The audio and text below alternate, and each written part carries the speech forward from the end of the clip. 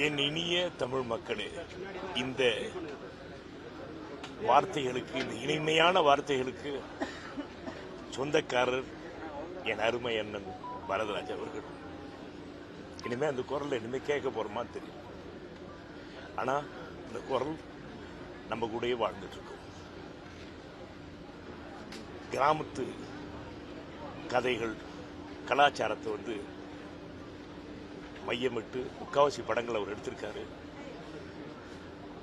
அந்த எனது இனிய மக்கள் அப்படின்னு ஒரு வார்த்தை வரும்போதே திரையரங்கமே கரகோஷமா இருக்கும்.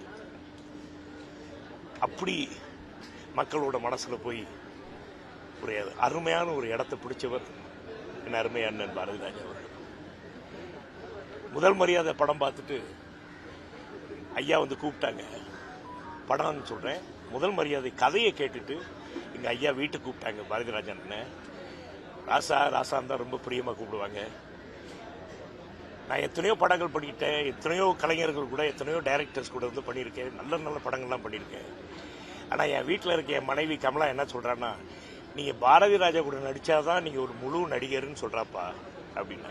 அந்த அளவுக்கு மக்களோட மனசுல இடம் பிடிச்சாருங்கிறது தான் என் அண்ணன் பாரதிராஜாவோட அருமை பெருமை.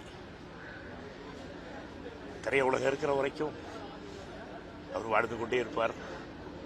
என் அருமை தம்பி விஜய் அவர்கள் அரசு மரியாதை பண்ண போறான்னு கேள்விப்பட்டவொன்னு ரொம்ப ரொம்ப சந்தோஷம். திரையுலகத்தின் சார்பாக, எங்கள் அன்னை இல்லத்தின் சார்பாக எல்லாருக்கும் அவரு விஜய் அவருக்கு நன்றி சொல்லி, மற்ற ரசிகர்கள் அத்தனை பேருக்கும், அவரது குடும்பத்தாருக்கு எங்களோட ஆழ்ந்த அனுதாபங்களை தெரிவிச்சுட்டு விடைபெறுகிறேன். வணக்கம். அண்ணன் பாரதிராஜாவோட புகழ் ஓங்குக, வாழ்க. வணக்கம். தேங்க்யூ.